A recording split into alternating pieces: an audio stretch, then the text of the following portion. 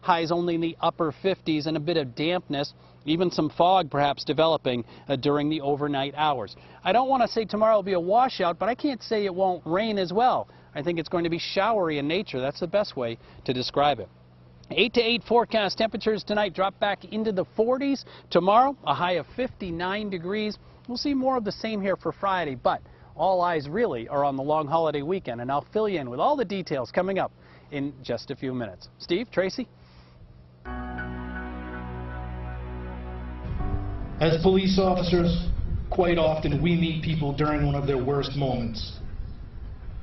One of the things I envied most about Steve was his patience and willingness to find something good in everyone he came into contact with. Powerful words from Brentwood Police Lieutenant David Roy as he and thousands of others said goodbye to Officer Stephen Arkell. Arkell died in the line of duty while responding to a domestic disturbance. WMTW News 8's Allie Miles was at the procession and the service in Exeter. What you're seeing behind me is just some of the hundreds of agencies that we've seen here for this processional and outdoor memorial service for Officer Stephen Arkell. They came in droves, whether on wheels or on foot, with heavy hearts. Thousands of uniformed men and women paid their respects to Officer Stephen Arkell, thanking him for his sacrifice. This police officer from a small town allowed each of us to go home. He sacrificed his tomorrow so we would have ours. Arkell served for 15 years with the Brentwood Police Department. His fellow officer, Lieutenant David Roy, was a lifelong friend and neighbor of Arkell. Make no mistake, Steve cared. Steve loved this town, this community.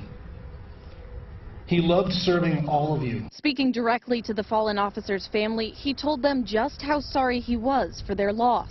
It is the emptiness that they will feel in the days, weeks, months, and years to come that weighs heaviest on the members of the Brentwood Police Department.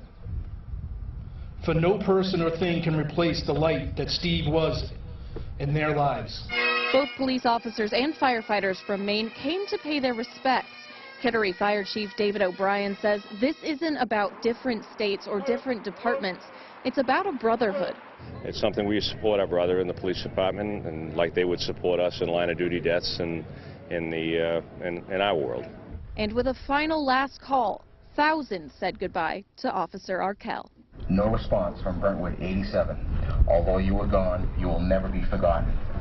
End of watch, May 12, 2014. We will have the watch from here. May you rest in peace. Arkell leaves behind a wife and 2 teenage daughters. Reporting in Exeter, Allie Miles, WMTW News 8.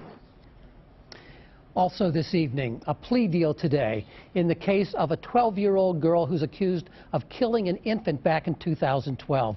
WMTW News 8's Paul Merrill is here to tell us about what the plea deal entails. Paul. Steve, prosecutors dropped the felony manslaughter charge against the girl and agreed to let her plead guilty to lesser misdemeanor charges. That part of the juvenile court proceeding was not open to the public today, so we don't know exactly what those charges are. The defendant was 10 years old at the time of the incident. She is the youngest person to ever face a manslaughter charge in the state of Maine.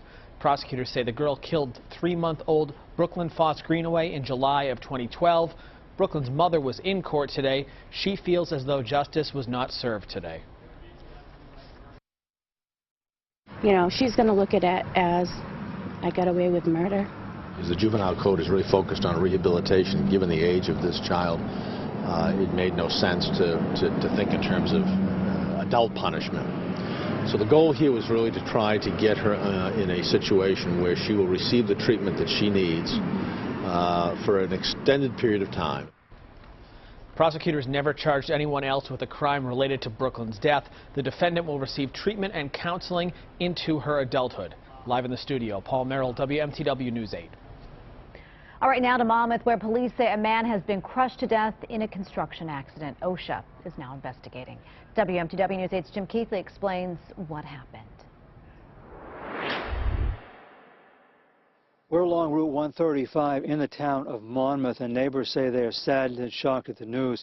that one of their neighbors was killed. Mid-Maine Foundation is a father-run business at the end of Howard Drive, right on Cobbessy Lake. Neighbors say the family lives down on the waterfront property and their business is located there too. About 11 o'clock this morning, the police chief said the accident happened during a delivery of metal rebars. That's material used to reinforce concrete at construction sites. The chief said that during the delivery process, something caused the bundle of metal to shift. Something happened with the forklift. The tine slid forward and the load shifted and landed on the person. The victim identified as Philip Coward, who just turned 30 years old. His parents own the business. I mean, obviously the whole family's down there, they're upset, so it's kind of hard to get information from them direct. Great family, they're very helpful, incredibly helpful to the neighbors on all the streets. So this is upsetting, this is tragic. An investigator with the Occupational Safety and Health Administration, or OSHA, is on the scene here, as is required whenever there is a work-related death. In Monmouth, Jim Keithley, WMTW News 8. In news out of Augusta, some are now claiming that parts of a nearly $1 million report on Medicaid expansion are plagiarized. WMTW News 8 Shernay Williams is live in the studio to tell us about the new controversy surrounding the Alexander report. Shernay. Well, Steve, the Alexander report was commissioned by Governor Paul LePage to examine Medicaid expansion in Maine. We found more than 2 whole pages of that report that are identical to information provided in reports released by a Washington-based think tank. Now, the report was prepared by consultant Gary Alexander, and a spokesperson for that think tank called Center on Budget and Policy Priorities says the Alexander report lifted text directly from 2 of the think tank's reports released back in 2011. Democratic Representative Richard Farnsworth, chair of the legislature's Health and Human Services Committee, gives us his reaction to the alleged plagiarism. By putting in this kind of data from somebody else and not giving appropriate credit. I mean, that's English composition 101. I mean, it's simple stuff. And you just don't do that kind of thing. So it casts a shadow over the quality of the report overall. Now, in a statement, the Department of Health and Human Services acknowledges citation errors in the report. In part, that statement says, while we do not excuse errors in the report, we are also concerned that the media and Democrats have chosen to politicize punctuation over policy instead of evaluating these critical reform recommendations on their merits. Now, the Alexander Group has also released a statement apologizing. They say, even though other organizations' reports were acknowledged as a source, usage of their material was not fully attributed in the body of the report processes as a result of deficiencies in our review, specifically failure to ensure intended footnotes were included. DHHS says it has directed the Alexander Group to make the necessary corrections and resubmit that report. Live in the studio, Shernay Williams, WMTW News 8. The former owners of a Maine egg farm are now charged in connection with a 2010 salmonella outbreak that made thousands of people sick. Jack DeCoster and his son Peter are charged with introducing adulterated food into interstate commerce. Court documents say they sold poisonous eggshells for months. Federal prosecutors accused their company of lying about the age of the eggs for years. Maine's Farm Bureau is squeezing some money out of an emergency fund to help the farmers who supply the milk to Maine's own organic milk. As we told you last week, Moo Milk's CEO decided to shut down production because of aging equipment, while Stonyfield Farm in New Hampshire is buying milk from Moo's 12 suppliers. That agreement only lasts a few months. Moo Milk is Maine's only large-scale organic milk producer. Well, a South Portland restaurant suddenly closes. Just a sign to say that Newark's Lobster House is no longer in business. Hear from one man who had an 18-person banquet planned for there tonight. And accusations of babies wrapped too tightly in blankets and toddlers not given enough to eat. 3 families are now suing the former Sunshine Daycare in Lyman. And we all know it's been a long, cold winter, so summer is welcome as soon as possible. And the unofficial start to summer gets underway this weekend. Our meteorologist Roger Griswold. Now a live weather report coming to you from Sebago Lake State Park right after this break.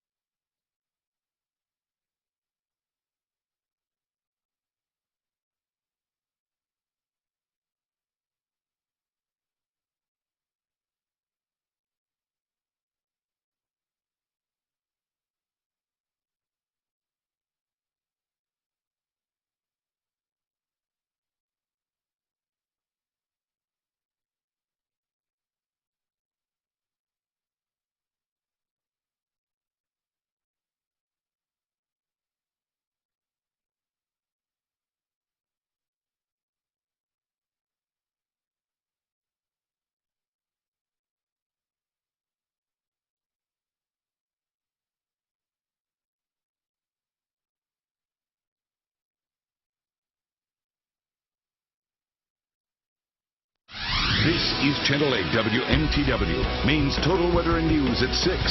Live with Tracy Sable, Steve Minnick, sports with Travis Lee, and Chief Meteorologist Roger Griswold. Maine's total weather and news at 6 continues. Back live at Sebago Lake State Park in Casco, where sights of spring now turning into sights of summer. The stage is set. The park is cleaned up. It's open. In fact, many folks are already gathering up their gear and heading out to the lake and claiming that site to hold right through the upcoming holiday weekend. Hi, everyone, and welcome back to a glorious Wednesday evening along the shores of Sebago Lake. And the woods are dry. The fire danger is low. All we need now is a good-looking forecast, and we're going to deliver on that, I think, for the most part. All right, here's what's happening. A look at the satellite view tonight. We've got a handful of pop-up showers in the mountains, but they won't last long. Of greater concern is probably that fog bank that's beginning to lurk off the coast, likely to come inland even through the greater Portland area during the evening hours. In between weather systems out there, and our next one's coming out of the Great Lakes, this is going to provide a wind off the water. That means we'll be cooler around here for the next couple of days, a good deal of clouds, and although it won't be a washout, I've got to put showers in the forecast, possibility both tomorrow and again on Friday. On to the weekend we go. Right now, the weekend grade, I'm starting things off with a B. It'll be a mix of sun and clouds, especially on Saturday. Chance for a shower on Saturday. More sunshine. Fewer clouds on Sunday, probably not a shower, but we may have to consider a 20 or 30% chance. And Monday, the holiday, looking good. Put it all together, and I think a B is where we want to be. Tonight, my forecast with a low of 46 in Portland, fog coming in along the coast. Otherwise, it's partly cloudy skies with more clouds developing during the overnight hours. As far as tomorrow goes, more clouds than sun. Showers a distinct possibility. Cooler with that southeast wind, bringing in the cool air off the ocean. Tomorrow's high only 59 degrees. Check in the next 8 days. It's cloudy and cool for the next couple of days on to the weekend with temperatures climbing into the 60s for both Saturday and Sunday. Right now, Memorial Day, the holiday itself, is looking good with sunshine and temperatures close to 70 degrees. So the feel of summer is starting to show up, and that's exactly what we need. We have to remember Memorial Day coming in about a week earlier than usual this year, so a slight chill in the air is to be expected. Steve, Tracy? All right, thank you, Roger, for that. All three families whose children attended Sunshine Daycare in Lyman are now suing the owners. The owners closed the daycare voluntarily back in January. WMTW News 8's Lindsay Lippman first broke the story, and she joins us now live in Lyman with some of the abuse allegations. Lindsay.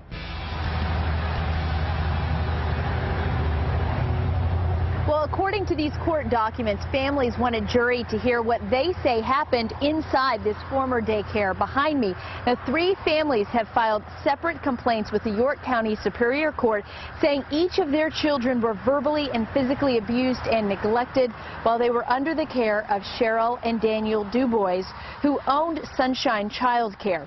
In the lawsuit, one couple says their baby was swaddled so tightly his eyes became bloodshot and red. Another says her child was called fat and disgusting and made to run nonstop. The daycare was at the center of a DHHS investigation. When the allegations were first reported, DHHS issued a conditional license for rule violations at the daycare in January, and that's when the owners shut it down voluntarily. The family's attorney says they want a jury to decide punitive damages. Just not my clients.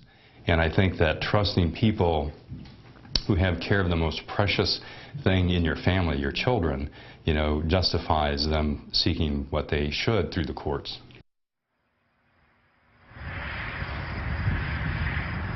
Now, I reached out to the Dubois today to get their side of the story. No one answered their door. Back in January, Daniel Dubois told me that all of the allegations are false and that this is a witch hunt against him and his wife. Now, they will have time to answer the complaints against them, and then at that point, the court will decide whether or not these cases will go to trial. Live in Lyman tonight, Lindsay Lippman, WMTW News 8. A well-known South Portland restaurant has suddenly closed, and some say without warning.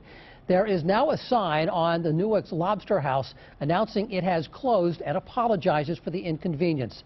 The phone has been disconnected and the restaurant is no longer listed on the company's website.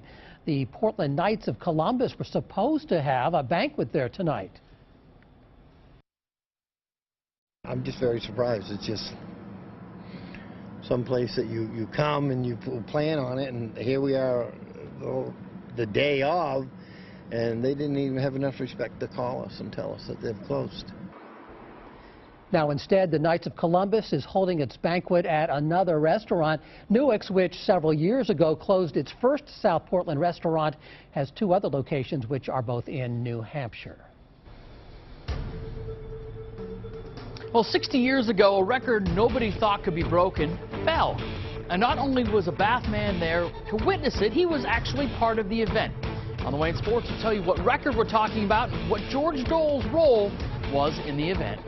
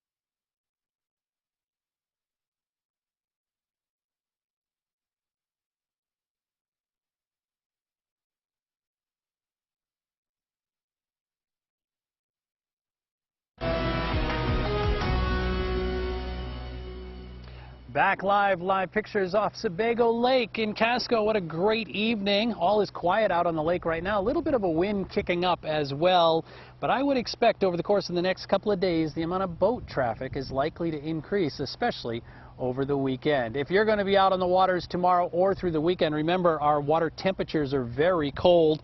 Weather for tomorrow, more clouds than sun. Some spotty showers up on Rangeley Lake, Sebago Lake as well, upper 50s.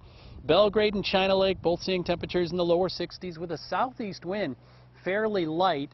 Again, clouds and maybe some showers here for the next couple of days. Brighter skies over the weekend. And of course, park rangers reminding us to always have the life jackets on. Cold water, nothing to deal with this time of the year.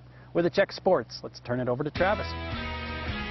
Well, in the spring of 1954, there was a feeling that mankind was on the brink of breaking a barrier of speed, one that for a long time was thought to be physically impossible. 60 years ago this month, England's Roger Bannister ran the first recorded mile in under 4 minutes. The accomplishment was one of the most heralded feats of the 20th century, and it just so happens a reverend from Bath, now 82, was one of Bannister's competitors at the Oxford University track that day. It was 4 minutes out of 82 years. Looking back, George Dole has a keen perspective on Roger Bannister's record in his life. Dole didn't discover his talent for running until his senior year at Morse High School. He walked on at Yale, became a standout, and continued to run in grad school at Oxford, which led to his involvement in the most hallowed of track records. I was in the race because I had won the Oxford-Cambridge Mile in March. So I was officially Oxford's top miler. A trio of runners were on the brink of breaking a record some thought was beyond the reach of human capability, the 4-minute mile. Bannister was one of them, and he would be racing that day. It was a headline maker. This came home to me, particularly in realizing that Daniel Komen in '97, was it, ran 2 4-minute miles in a row and ran the 2-mile in under 8 minutes and got no attention. As Dole recalls, the race took place during Oxford's final exams, and even though he was training, his focus was on his academics. I really do not remember what I did except for that start and the first turn. And the main reason is I really wasn't very interested in what I was doing. I was right there with the crowd. I was interested in what they were doing. Dole's best mile of 4 minutes and 15 seconds came 2 months earlier. Looking back, he admits if he had continued training, he might have been able to get down to 4:03. But he didn't want to compromise his studies. Instead, he's content being a footnote to history. And we didn't force him to run. He runs quite often. In fact, the bruise he had on his cheek was from a running accident, and some of his friends have gotten together. They're going to have the Dole 3-miler in Freiburg August 9th. Should be a great event. And by the way, he does 4 miles in under 40 minutes. So do the math, pretty good. I was going to say he was looking pretty good there. Yeah, I'm not going to go running with him, I can tell you that much. He will beat me. All right. Thanks, Travis. And Roger's back with the final check of the forecast when we come back. Stay with us.